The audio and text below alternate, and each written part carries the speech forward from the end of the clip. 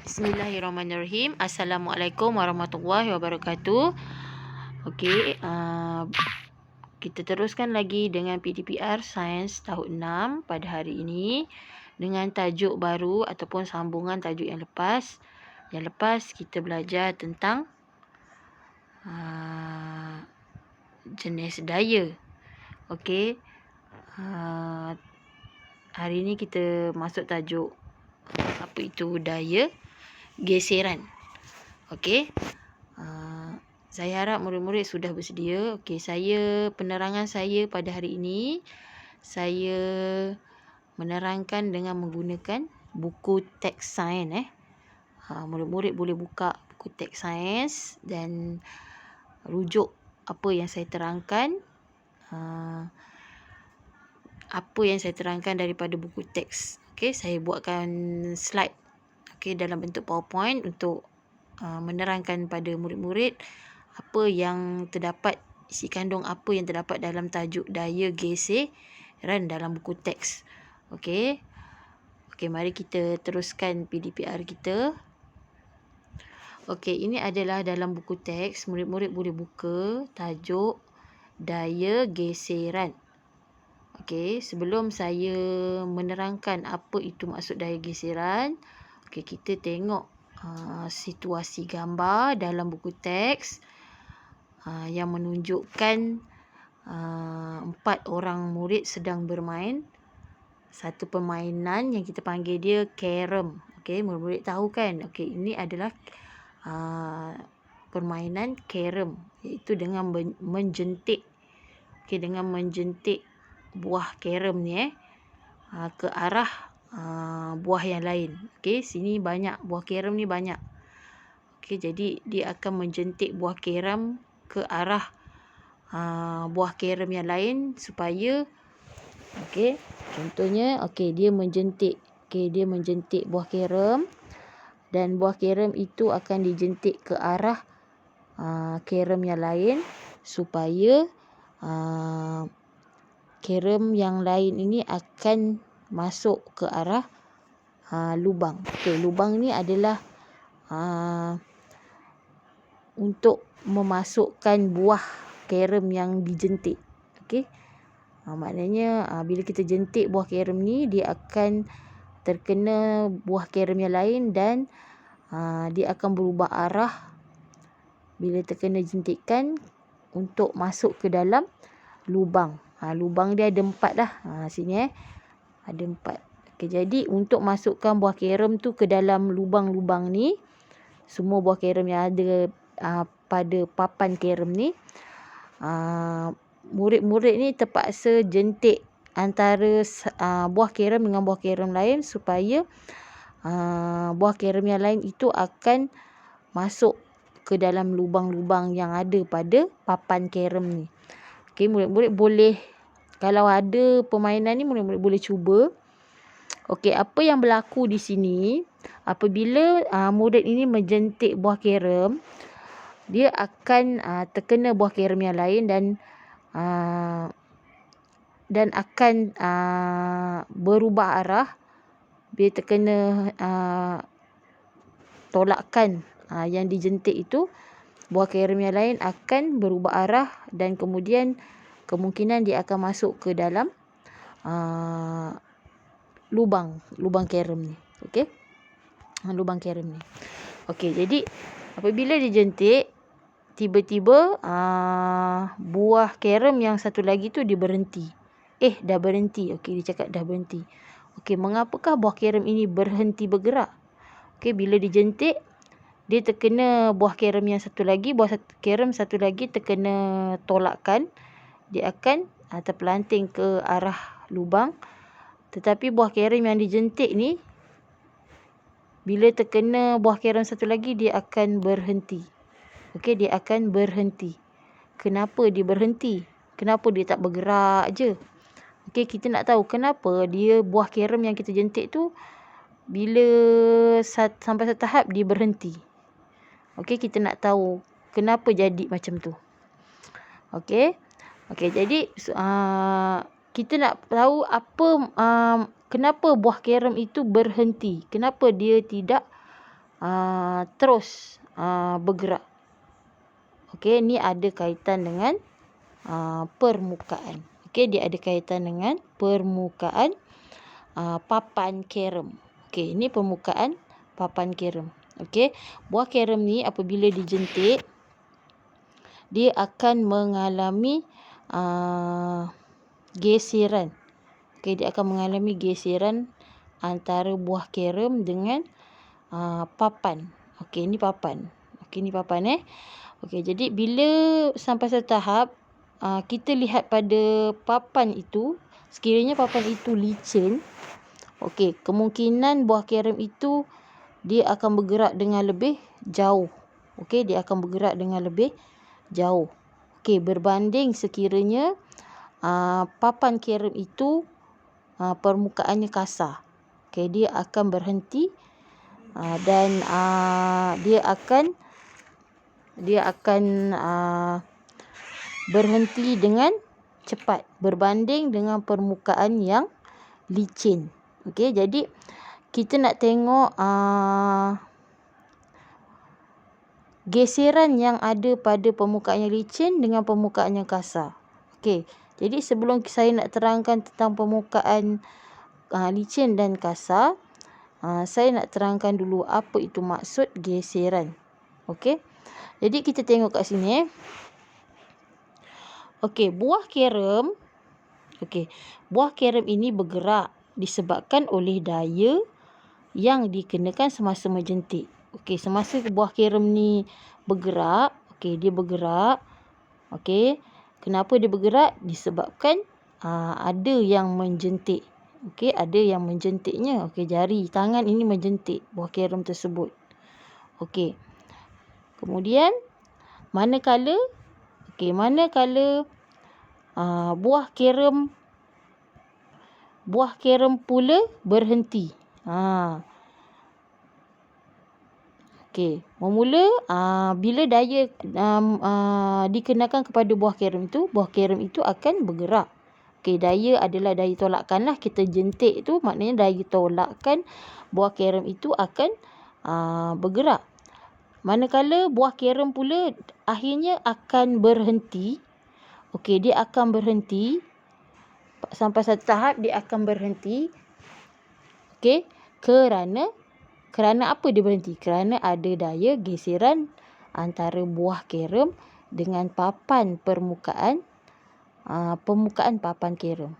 Maknanya bila dia berhenti, maknanya dia ada geseran antara buah carom dengan papan permukaan carom. Okey, ataupun permukaan papan carom. Maknanya bila dia berhenti, maknanya terdapat geseran papan carom dengan buah carom. Kenapa jadi macam itu? Sebabnya, okey, maksud dia, sebabnya permukaan yang bersentuhan itu adalah berlawanan. Maknanya dia berlawanan. Okey, maksudnya yang ini, okey, yang ini saya terangkan Yang ini bila kita tolak dia akan bergerak, dan bila dia berhenti dia akan arah untuk memberhentikan itu adalah berlawanan. Okey, berlawanan. Okey, ni arah pergerakan dia, arah ni. Arah untuk berhenti dia berlawanan. Macam anak panah ni. Jadi sebab tu dia boleh berhenti kerana arah pergerakan bola itu ke arah sana. Okey, yang arah untuk berhenti tu dia berlawanan. Okey, anak panah dia berlawanan. Jadi buah carom itu akan berhenti. Okey. Okey, jadi apakah daya geseran? Okey, daya geseran ialah daya yang terhasil apabila dua permukaan bersentuhan antara satu sama lain. Maknanya bila ada dua permukaan, okey, contoh macam ini, dua permukaan buah carom dengan permukaan papan carom. Okey, maknanya buah carom dengan papan carom ini bila bersentuhan, dia bersentuh, maknanya ada geseran. Okey, berlaku geseran. Tak kira lah, contohnya macam kasut kita.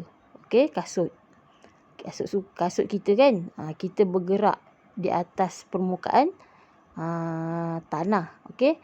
Di situ ada geseran.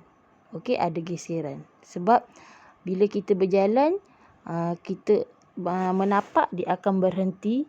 Kemudian kita akan naik balik, dia akan sentuh permukaan. Bila ada bersentuhan permukaan, daya geseran itu akan terhasil. Okey. Maknanya kena ada dua permukaan yang bersentuhan. Contohnya kasut dengan tanah. Okey, lagi apa? Okey, tangan kita pegang pensil. Okey, tangan dengan pensel. Itu ada geseran. Maknanya kena ada dua permukaan yang bersentuhan. Macam inilah tadi. Buah kerem dengan papan kerem. Dia bersentuhan. Berlakulah. Sebab tu dia boleh berhenti. Bila dia ada bersentuhan dengan papan kerem, buah kerem itu akan berhenti. Sebab dia bersentuhan. Okey, jadi kat sini kita nak tahu apa itu daya geseran. Daya geseran ialah daya yang terhasil apabila dua permukaan bersentuhan antara satu sama lain. Itu maksud daya geseran. Okey, jadi kita tengok kat sini. Macam mana daya geseran itu berlaku apabila dua permukaan bersentuhan. Okey, jadi kita tengok sini. Perhatikan semula pergerakan buah kerem tadi. Tahukah kamu di manakah arah daya geseran? Okey, jadi ini adalah buah. Okey, ini adalah buah kerem. Okey, ini buah kerem ni buah kerem, ni buah kerem, ni buah kerem. Okey, jadi bila buah kerem ini bersentuhan dengan papan kerem, okey, dia berlaku geseran. Bagaimana dia boleh berhenti? Okey, berhenti. Buah kerem itu berhenti. Kerana apabila kita menjentik buah kerem, arah pergerakannya di sini. Okey, buah kerem akan bergerak ke arah sini.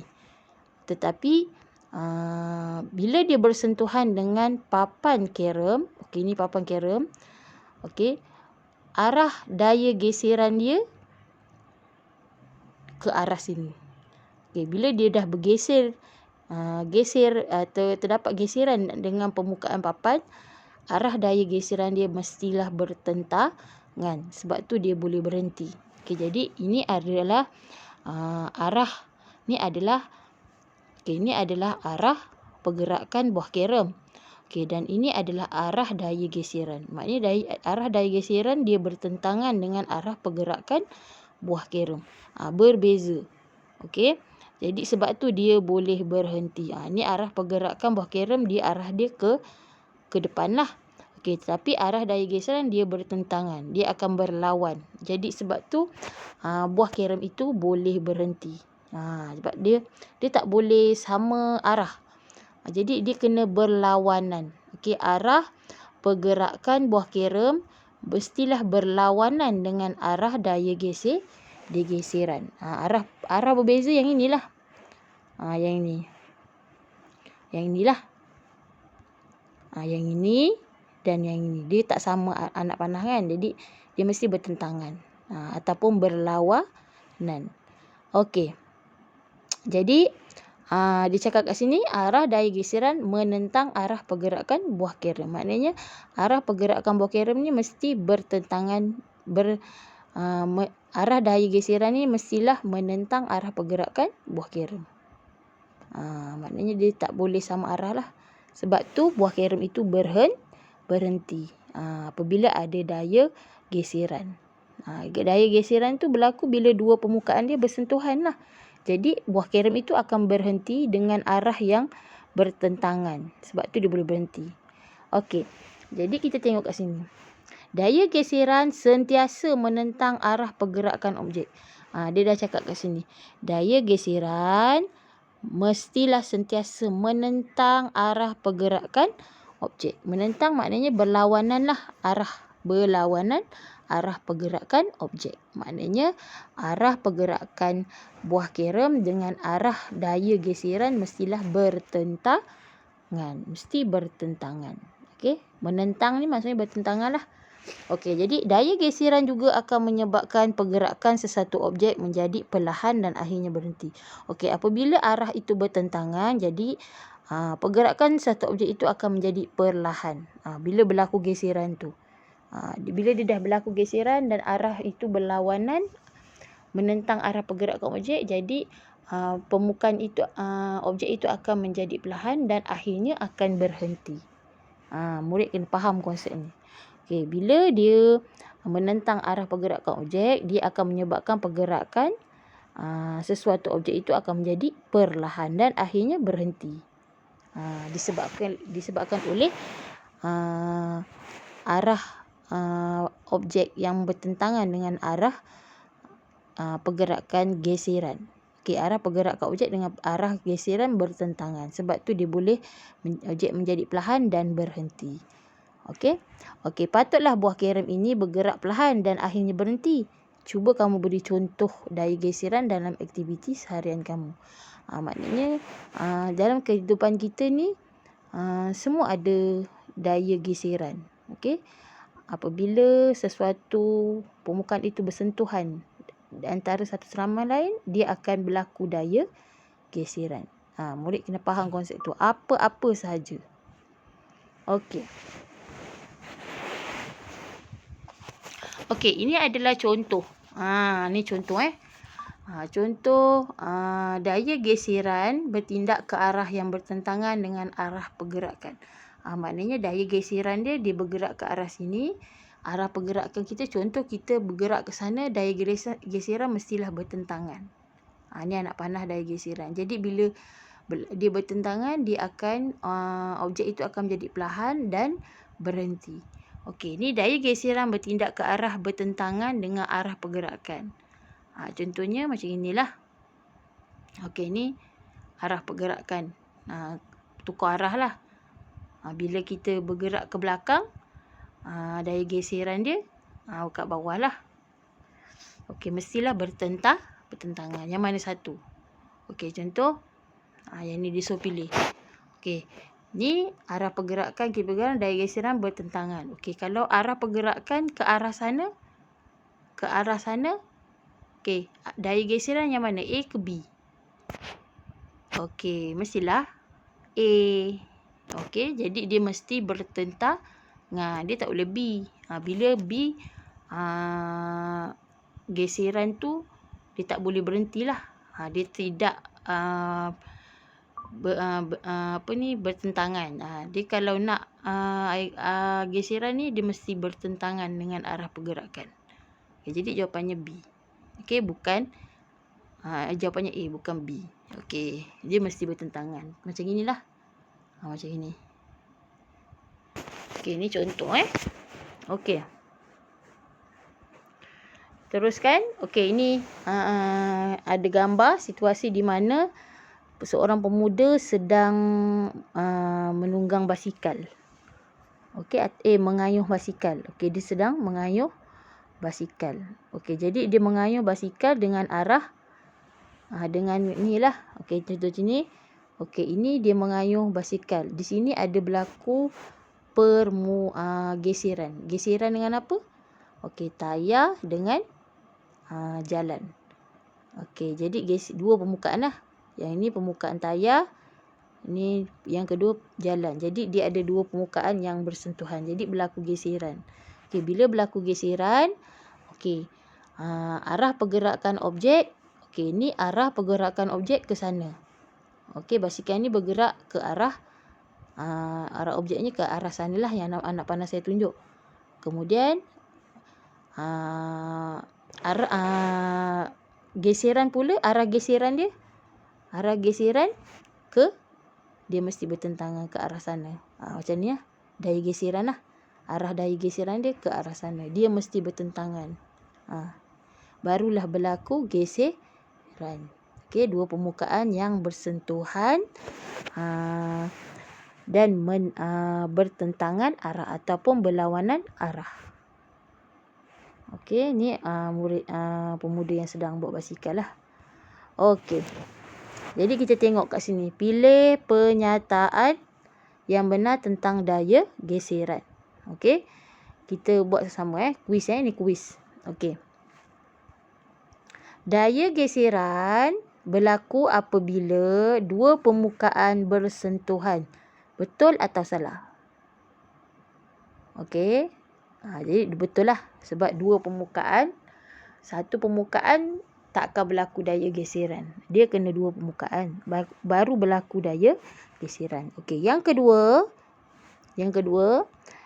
daya geseran bertindak selari dengan arah pergerakan objek. Betul ke selari? Tadi saya cakap apa? Berlawanan ataupun bertentangan. Jadi jawapan dia salah. Okey. Daya geseran sentiasa melawan arah pergerakan objek. Betul ke salah?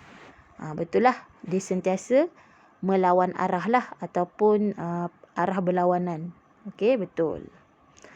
Okey, daya geseran menyebabkan objek yang bergerak semakin perlahan dan akhirnya berhenti. Betul tak? Okey, betul lah. Sebab dia arah bertentangan dan berlawanan antara pergerakan objek dengan arah daya geseran akan menyebabkan objek itu bergerak semakin perlahan dan akhirnya berhenti. Disebabkan arah pergerakan objek dengan arah daya geseran berlawanan ataupun bertentangan. Itu yang menyebabkan dia menjadi perlahan dan akhirnya berhenti. Okey, ini adalah kuis. Okey, ini adalah beberapa contoh. Contoh. Okey, dia suruh kenal pasti dua permukaan yang bersentuhan yang menyebabkan daya geseran berlaku pada setiap situasi di bawah. Okey, dalam gambar di bawah ini semuanya terdapat daya geseran. Okey, mana kita nak tahu kenal pasti dua permukaan? Okey, permukaan pertama untuk bola ni. Okey, ini adalah permukaan pertama. Okey, dia punya permukaan yang kedua adalah lantai bowling ni lah. Jadi dua permukaan. Jadi berlaku daya geseran. Okey, untuk troli ni, okey, tayar adalah permukaan pertama, lantai adalah permukaan kedua. Okey. Kasut kaki ni, kaki orang ni kan. Dia pun ada daya geseran. Pertama, kaki dia adalah permukaan pertama dan lantai adalah permukaan kedua. Okey, jadi berlaku daya geseran. Okey, tangan dia ni.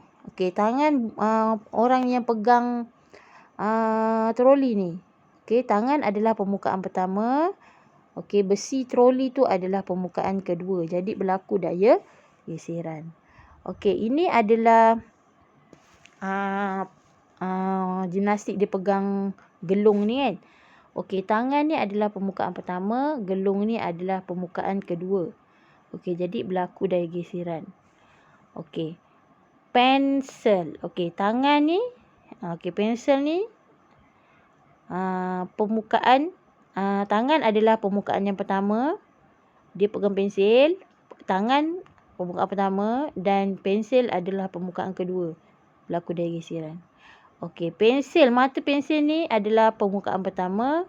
Buku ni adalah permukaan kedua. Berlakulah daya geseran. Dia macam itulah. Dia mesti dua permukaan. Berlaku daya geseran. Okey, contoh Okey, contoh lagi satu. Macam mana kita nak kenal pasti dua permukaan ni bersentuhan? Okey. Tadi kita cakap kan bola satu permukaan, lantai satu permukaan. Okey, bola satu permukaan, lantai satu permukaan. Jadi bola ni dia akan bergerak ke arah sana. Lantai ini dia mesti bergerak ke arah berlawanan. Okey, jadi bola ini adalah arah pergerakan objek. Okey, kemudian lantai ini adalah arah daya geseran. Jadi berlaku geseran. Berlaku bola ini dia akhirnya akan perlahan dan akan berhentilah bola bowling tu. Okey, kemudian roda. Okey, roda troli ni okey, dia bergerak ke hadapan kan. Okey, lantai ni adalah permukaan daya geseran dia mesti bertentangan. Okey, jadi berlaku daya geseran. Sama juga dengan kasut ni, kaki ni lah. Okey, kaki ni dia bergerak ke hadapan kan arah dia. Okey, daya geseran dia pada lantai ni mesti berlawanan. Okey, berlaku daya geseran. Okey, tangan ni, tangan yang pegang ni. Okey, kita pegang tangan ni macam gini kan. Arah dia. Gelung ni dia mesti bertentangan. Arah geseran dia bertentangan. Jadi dia jadi macam inilah, berlawanan. Okey, pensel ni Kita arah pergerakan dekat sini kan. Okey. Buku ni dia mesti berlawanan pertentangan arah daya geseran dia. Begitu juga dengan tangan. Okey, tangan kita pegang kan. Pegang arah dia gini. Okey, pensel ni berlaku geseran di antara pensel, tangan dengan pensel ni pegang, dia mesti berlawanan. Okey, jadi setiap permukaan yang bersentuhan, arah pergerakan objek dengan arah daya geseran mesti berlawanan. Itu adalah apabila dia bersentuhan, itulah kejadiannya. Dia mesti berlawanan arah. Sebab tu dia dipanggil daya geseran. Saya harap murid-murid jelas. Okey, jelas. Jadi pertama sekali, daya geseran itu berlaku disebabkan oleh dua permukaan yang bersentuhan. Yang pertama. Okey, yang pertama. Yang kedua, okey, daya geseran itu berlaku pada mestilah arah pergerakan objek bertentangan dengan arah daya geseran. Okey. Itu yang kedua.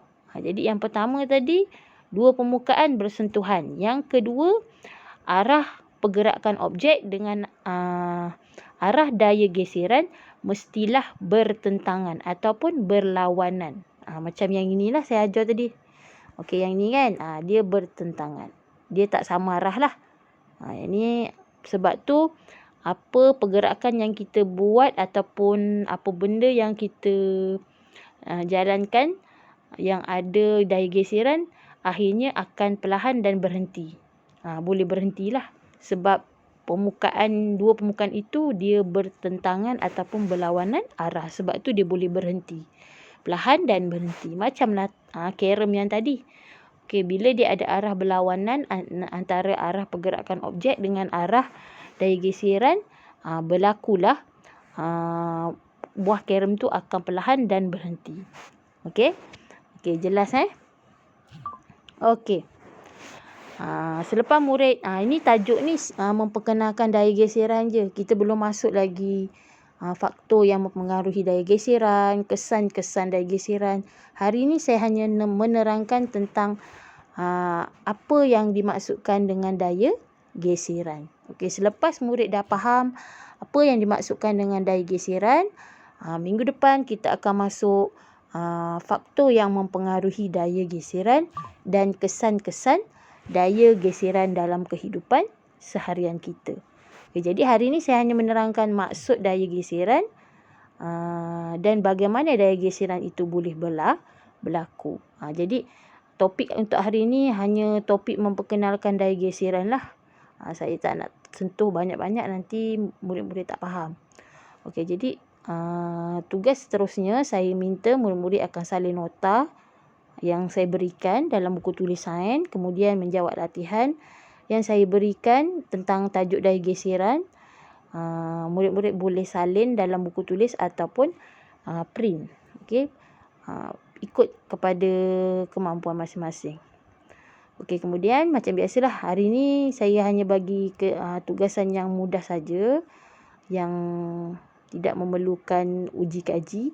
Okey, untuk menerangkan maksud daya geseran saja. Okey, nanti minggu depan kita akan bersedia dengan uji kaji untuk menerangkan faktor yang mempengaruhi daya geseran. Okey. Minggu ni kita hanya menyalin nota dan membuat latihan saja. Okey, saya harap murid-murid dapat siapkan tugasan yang saya berikan. Tugasan yang minggu-minggu lepas tolong siapkan dan dah siap hantar, masukkan nama dalam Telegram. Jadi saya mudah nak semak. Okey, itu saja untuk PDPR kali ini. Kita berjumpa lagi pada minggu depan dengan tajuk seterusnya. Dan sekian, terima kasih. Assalamualaikum warahmatullahi wabarakatuh.